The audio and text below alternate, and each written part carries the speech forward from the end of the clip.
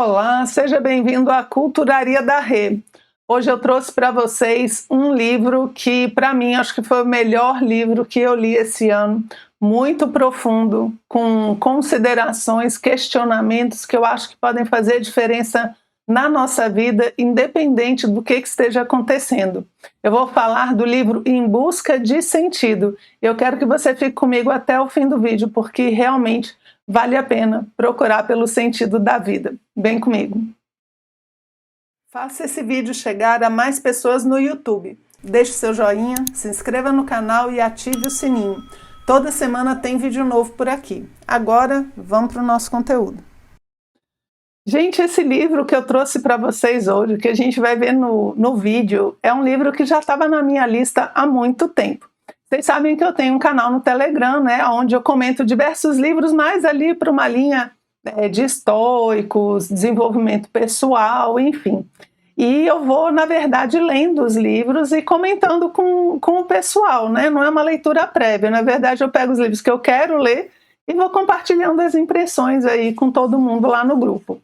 E esse daqui foi um que eu tive um prazer enorme em fazer. Eu já estava com ele na lista há um tempão e resolvi fazer ainda esse ano. Foi uma excelente decisão que eu tomei.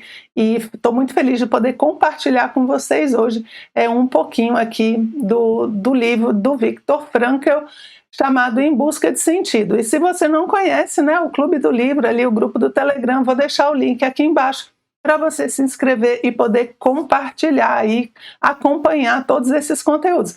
Só lembrando, hein, são livros que eu tô lendo com vocês, eu tô lendo e compartilhando as impressões, tá? Então, às vezes, tem uns que no meio a gente fala, não, nem é tão bom assim quanto eu pensava, tal, tem esse problema, tem aquele outro, mas tem isso de bom, aquele outro. Mas esse aqui, gente, ele foi todo ele muito bom. Aconselho demais a leitura. Então, quem foi Viktor Frankl e por que ele tem aqui uma foto de um campo de concentração na capa do seu livro? Ele foi o fundador da logoterapia, ele nasceu em 1905, faleceu em 97, ele escreveu 32 livros, ele foi professor de neurologia, né, e professor de logoterapia, que é a escola terapêutica que ele abre, né? Ele é vienense, nasceu em Viena, ele é judeu e ele viveu nos campos de concentração durante a guerra. Ele perdeu toda a família, perdeu a esposa, né, os pais. Quando ele saiu do campo de concentração, ele estava realmente sozinho. E ao invés de se rebelar, digamos assim, ou de entregar os pontos, né, ele resolveu usar toda essa experiência e transformar isso em algo que pudesse ajudar outras pessoas.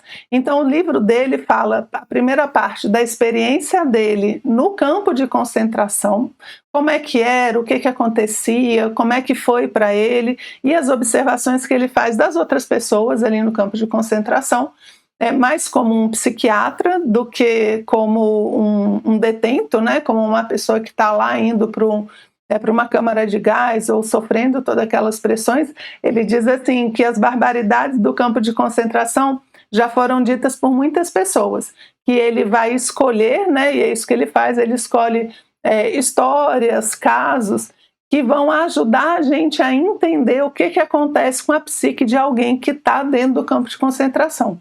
Então, não os horrores dos campos, mas como isso influencia a psique da pessoa, porque afinal de contas é a área dele, né, é o que ele se propõe a fazer. Então a metade do livro ela é contando essa história. E ele diz que a primeira ideia era pegar essa metade do livro e publicar de forma anônima, né, sem nome, sem identificação, porque ele não tinha intenção de ganhar nada com isso. Só que as pessoas acabaram convencendo ele de assinar, porque eles falavam assim, olha, se as pessoas souberem quem você é, o que você passou e tudo, vai dar muito mais credibilidade para o que você vai dizer. E aí acabaram convencendo ele, ele assinou. E aí depois, né, com muitos pedidos, as pessoas foram querendo saber como é que ele transformou isso numa linha terapêutica. E aí ele fez a outra metade do livro, que são os princípios da logoterapia. Eu sou leiga no assunto, né? Então os comentários que eu vou fazer aqui não é como um psicólogo, mas como uma pessoa que se questiona muito, né, por estudar muita filosofia também, se questiona muito sobre o sentido da vida, e eu acho que esse livro tem bastante coisa para trazer para a gente. Então não são observações de um terapeuta, de um especialista, mas de uma pessoa que, como tantas outras, também se questiona pelo sentido da vida. E a resposta que ele nos traz, ela é bem acessível e é bem interessante, tá bom? Então vamos ver um pouquinho da estrutura desse livro, que eu, mais uma vez, recomendo a leitura.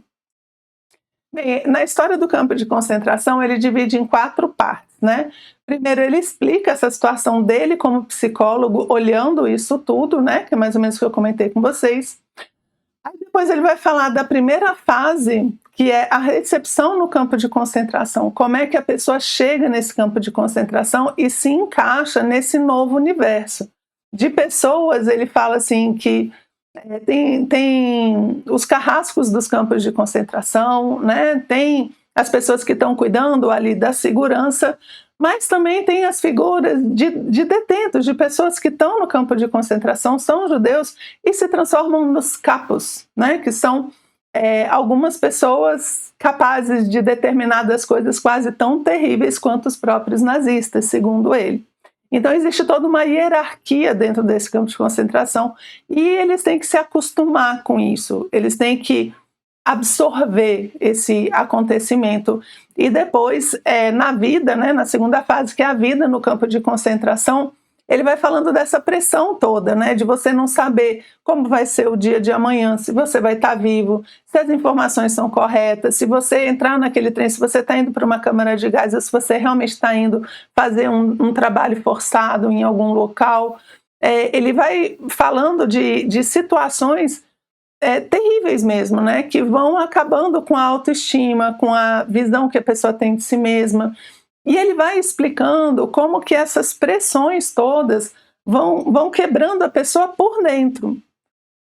Não só as questões físicas que a gente consegue ver externamente, mas ele explica que por dentro, tudo no campo de concentração é feito para tirar a liberdade da pessoa, fazer com que ela se sinta realmente um nada, porque ela é vista como nada. E ele vai falando como isso vai derrubando a pessoa ao ponto dela desistir da vida, dela desistir das coisas, dela achar que não tem mais condições. E é aí, nesse ponto, gente, que eu acho que ele vai dar a grande reviravolta, que só uma pessoa que realmente esteve no campo de concentração pode falar, digamos, com essa autoridade, que ele diz que essas coisas todas terríveis acontecem, mas que não só por conta do externo, mas por conta de uma postura interna que a pessoa assume. E é em cima dessa visão de que mesmo dentro de um campo de concentração, uma pessoa pode ser livre, é que ele desenvolve, né, um dos pontos, dos pilares fundamentais aí da visão que ele vai dar sobre o sentido da vida. Então é justamente vendo como que a vida no campo de concentração pode acabar com a pessoa, e vendo que isso não acontece com todo mundo, porque ele fala, tem pessoas que se comportam como verdadeiros heróis ou santos, e outras que se comportam, como ele fala no livro, como porcos. E ele diz que o ser humano é essa escolha, e a gente sempre pode escolher o que a gente vai realizar. E essa como a maior liberdade que o ser humano pode ter.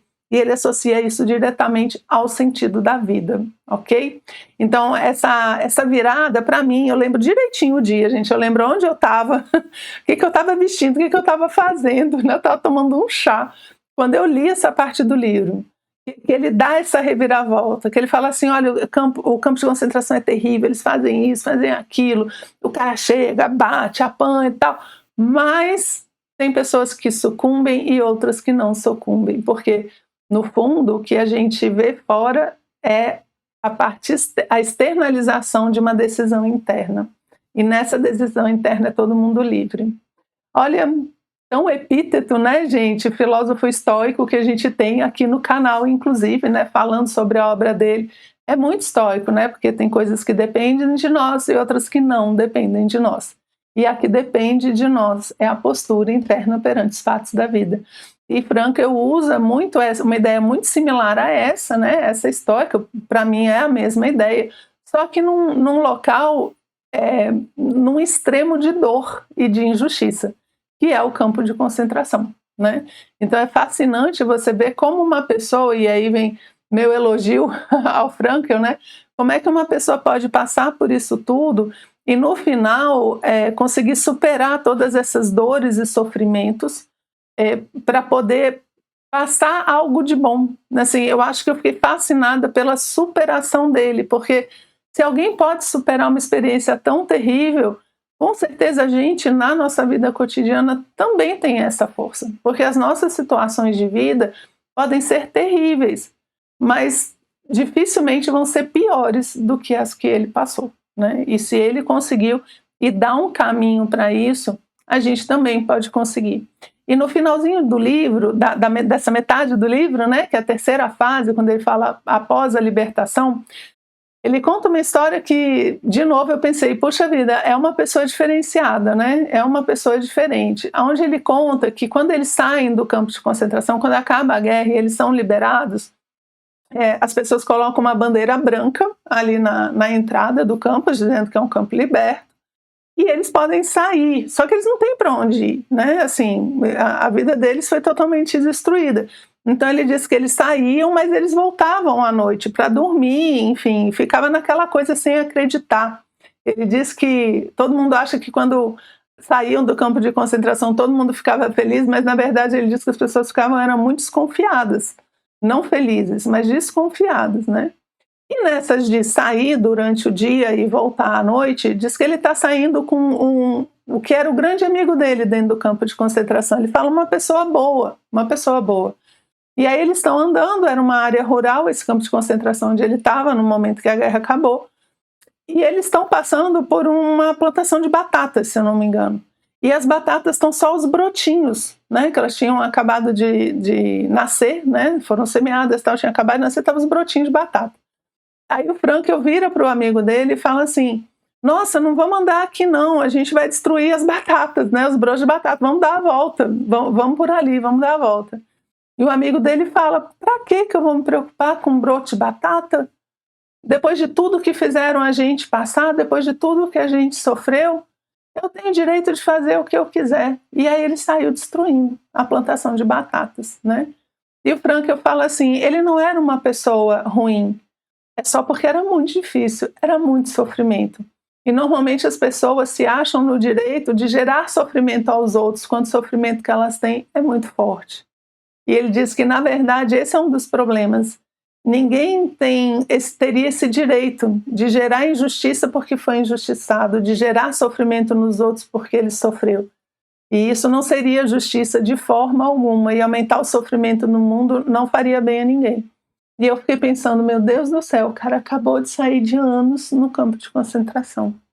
Ele desvia das batatas e ainda me sai com uma síntese dessa. Então, assim, realmente é de tirar o chapéu, né? Eu digo isso porque quantas vezes a gente se deixa levar por coisas muito menores, situações muito menores do que passou. A gente se sente injustiçado e fala mal e reclama de coisas que não chegam aos pés, né? De você ser retirado ali da sua casa, você perder tudo, perder os parentes, enfim, ter sua vida totalmente destruída. E às vezes a gente fica lá, né, reclamando e tal de umas coisinhas pequenas, do fulano que falou não sei o quê, do Beltrano, né? Assim, coisas tão mesquinhas, tão piquititinhas, né? Quando a gente vê a dimensão que a alma humana pode ter, a dimensão que o ser humano pode chegar, né?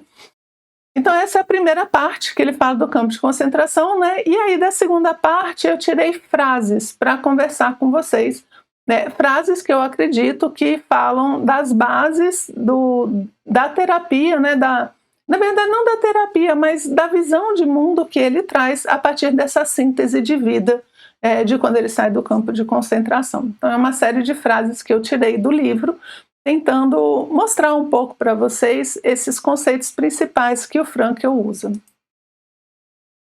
E o objetivo geral, né, é o nome do livro, Em Busca de Sentido, em busca de um sentido para a nossa vida, né, uma busca de sentido para a nossa existência. Então ele fala assim, a busca do indivíduo por um sentido é a motivação primária em sua vida, e não uma racionalização secundária de impulsos instintivos.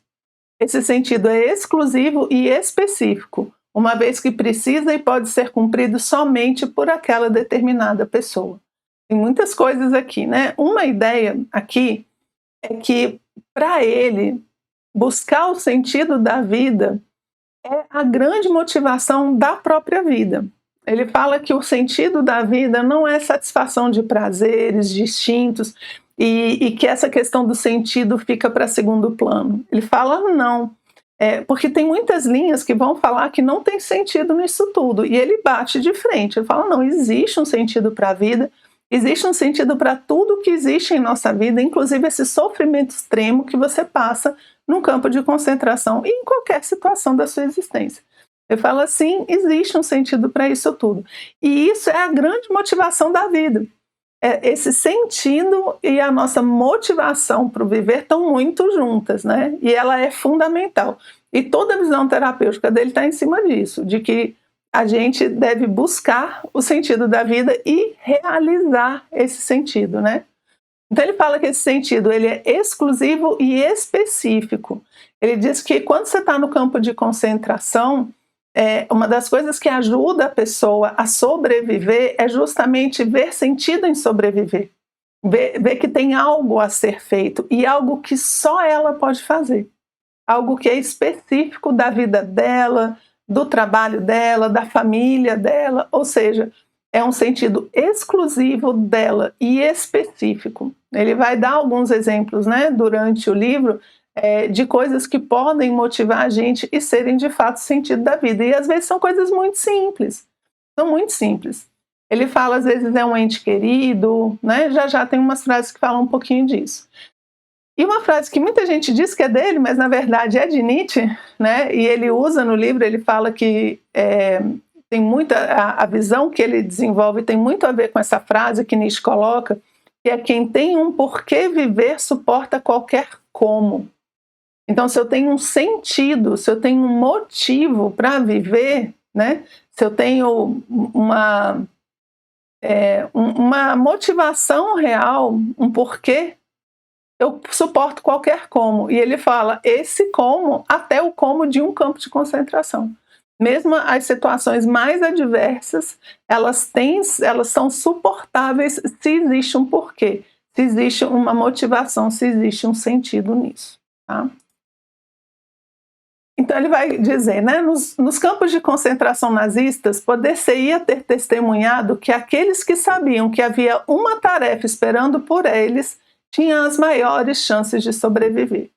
E veja, todo mundo tinha uma tarefa externa, mesmo quem achava que não tinha, tinha.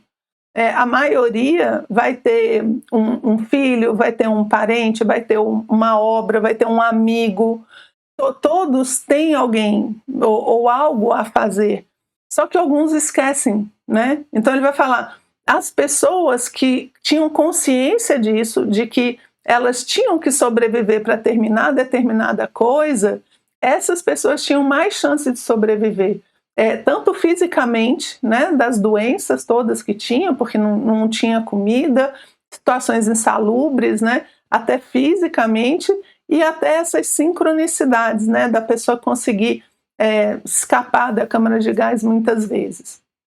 Aí ele fala de um dia em que tem um médico que está tentando ajudar as pessoas a se motivar, e num barracão lá do campo de concentração, isso já perto do final da guerra, ele diz que ele começa a conversar junto com esse médico, com as pessoas, tentando dar um sentido para a vida delas, isso dentro do campo de concentração. E ele falava aqui, ó, importava mostrar a ambos que a vida esperava algo deles, e algo na vida no futuro estaria esperando por eles. Então, como é que você dá sentido? Porque não adiantava, ele diz que é muito infantil e é muito ingênuo você tentar diminuir a dor de quem está sofrendo. Tipo, você chegar no campo de concentração e falar, não, que é isso? Não é tão ruim assim. Imagina, não, você vai superar.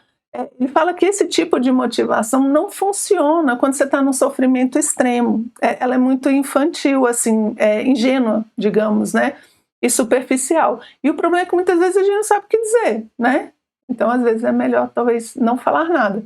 né, dá um abraço, não fala nada. Ele fala, porque você tentar diminuir o sofrimento quando a dor é extrema, não funciona. Então o que ele tinha que fazer? Mostrar que algo no futuro estava esperando por eles, né? Que existia uma motivação real e que isso pode ser transferido para o presente e dar essa motivação que a pessoa precisa para sobreviver, né? A pessoa que se deu conta dessa responsabilidade em relação à obra que por ela espera, ou perante aquele que a ama e espera, essa pessoa jamais conseguirá jogar fora a sua vida. Ele diz jogar fora a vida aqui, principalmente as pessoas que desistiam dentro do campo de concentração. Ele diz que era uma postura que a pessoa assumia de desistência, que era só uma questão de dias que a pessoa falecia, acontecia alguma coisa, né? Então, olha só, a pessoa que se deu conta da responsabilidade, então a pessoa tem que se sentir responsável, a responsabilidade é fundamental, né? Em relação à obra que espera por ela, ou seja, tem algo que eu preciso fazer. Ele fala muito de um escrito, né, de um manuscrito que ele estava fazendo, que ele tentou salvar quando foi levado para o campo de concentração e que depois ele tinha que refazer. Ele falou, eu tenho que deixar minha obra para o mundo, né? Eu tenho algo a fazer. E esse algo a fazer fazia com que ele sobrevivesse. Uma parte linda do livro também é quando ele fala da visão da esposa que faleceu, né, nos campos de concentração. Ele foi separado, quando eles foram para o campo de concentração ele nunca mais a viu. Mas ele falava de como o amor que ele sentia por ela e que ele sabia que ela sentia por ele era real e podia ser vivido mesmo dentro do campo de concentração. E aí ele diz que dentro dessa dor extrema que ele sofria, ele conseguiu entender por que as pessoas falam que o amor vale a pena em qualquer situação. Então imagina que lindo isso, né? Num momento de desesperança total, você lembrar do ser amado, sentir a presença daquela pessoa que você ama e ela te dá forças para continuar. E ele ainda fala que ele não sabia se ela estava viva ou não, mas que isso não importava, porque o amor deles era real e o amor deles estava presente naquele cenário. Olha só que bacana, né? Então é a pessoa que ama, né, e que está esperando de alguma forma ou aquilo que você precisa fazer. Então, quem tem essa sensação de responsabilidade em relação a isso, essa pessoa não consegue desistir, né? Ela consegue continuar. E aqui eu acho que é o grande chance, para mim pelo menos, né, foi a parte que mais me marcou dentro do livro, que ele faz essa reviravolta, que ele fala em relação ao que a gente imagina quando fala sobre o sentido da vida. Ele põe aqui, ó, o que se faz necessário aqui é uma reviravolta. Ele põe viravolta, mas sempre falo reviravolta, vou até ver qual que é mesmo, né? O que se faz necessário aqui é uma reviravolta em toda a colocação da pergunta pelo sentido da vida. Precisamos aprender e também ensinar as pessoas em desespero que a rigor nunca e jamais importa o que nós ainda temos a esperar da vida, mas sim exclusivamente o que a vida espera de nós. Gente, é fantástico isso, porque assim, a gente fala, não, eu não tenho mais nada para esperar, sei lá, eu já estou com a idade muito avançada, eu já não consigo fazer mais nada, a vida já não vai me dar mais nada, eu já criei os meninos, né? Sei lá, ou então eu sou jovem, eu olho e falo, não, a vida não vai me dar nada, porque eu não consigo, eu não sou capaz. A ideia que ele fala que está errada é que a gente sempre está pensando o que a vida vai trazer, qual alegria a vida vai me trazer, qual prazer a vida vai me trazer, o que a vida vai me dar. Ele fala que o sentido da vida não é o que a vida vai dar para você, mas o que você vai dar para a vida. Ele fala que a vida é que nos pergunta o que você tem para me dar, e não eu que tenho que perguntar para a vida, ei vida, o que você tem para me dar? Ele fala que a postura em relação ao sentido da vida, ela é contrária. Eu não vou ficar perguntando, vida, o que você vai me dar hoje? Hoje vai ser um dia alegre, um dia bom, eu vou ter tudo o que eu quero, eu vou ser feliz, você vai me dar felicidade, você vai me dar alegria. Senão, não faz sentido, né? E ele trabalha muito no livro a ideia do sofrimento, que o sofrimento também faz sentido, né? Tudo faz sentido na vida, inclusive o sofrimento que a gente passa. Então ele diz que não é isso, que você vai ficar lá, o que a vida vai me dar? Ele fala, não. O que vale exclusivamente é o que a vida espera da gente. O que a gente pode dar para a vida. Então ele fala que todo dia a gente tem a possibilidade de realizar algo naquele momento que a vida está pedindo para a gente. E que isso dá sentido à nossa existência hoje. Então a vida, ela espera da gente atos de justiça, atos de bondade, resposta para perguntas, situações difíceis que acontecem, decisões que a gente precisa tomar, ações que a gente precisa realizar, coisas que a gente precisa fazer. A vida está constantemente colocando necessidades e responder a essas necessidades é que importa.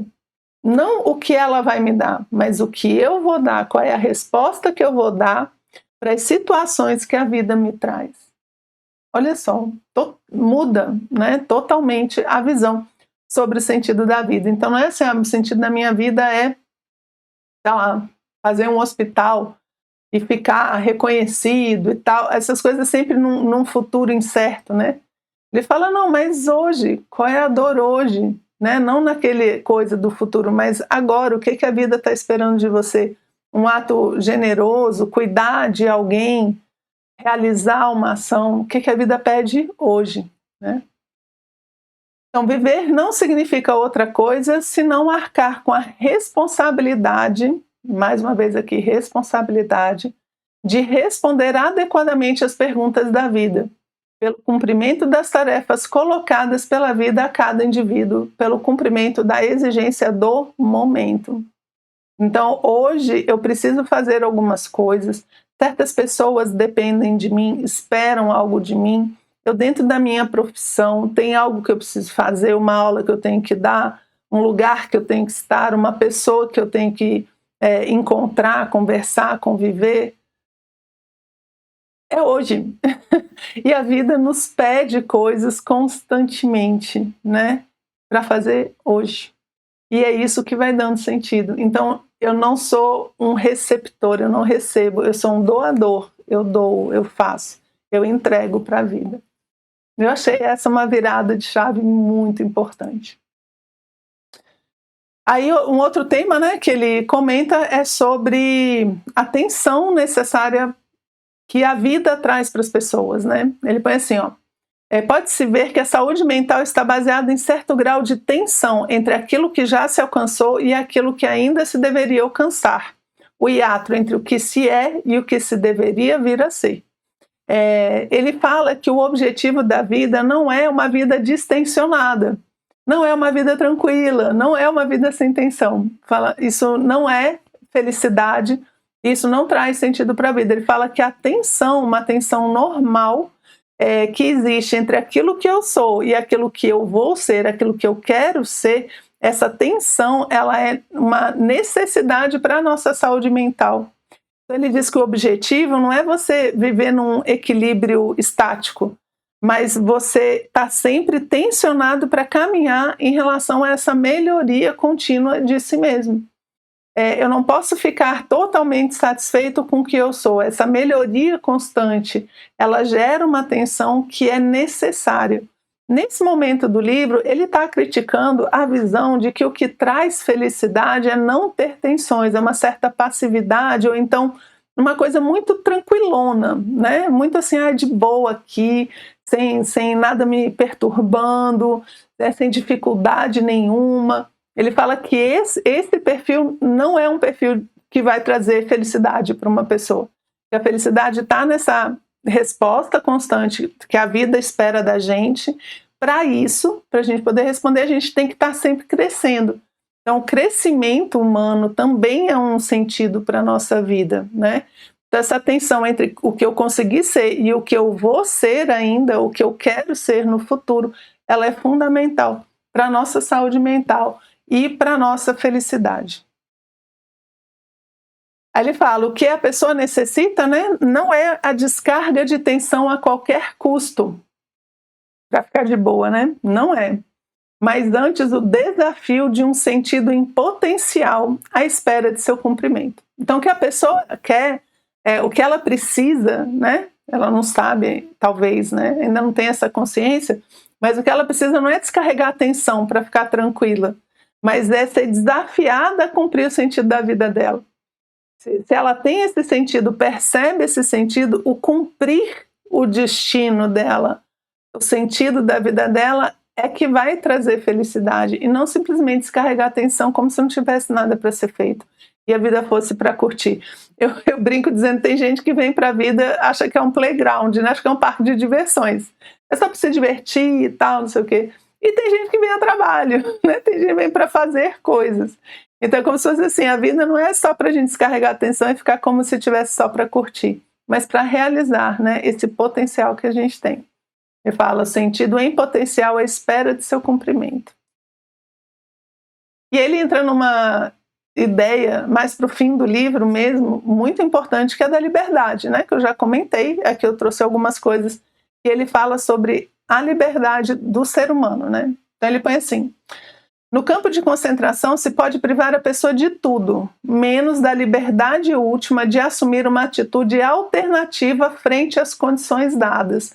E havia uma alternativa. Então, se dentro do campo de concentração a pessoa tem a liberdade de escolher se ela vai sucumbir, se ela vai trair os princípios, se ela vai ser fiel, se ela vai resistir, se ela vai se entregar, se até no campo de concentração a pessoa tem essa liberdade, em qualquer lugar a gente tem, né?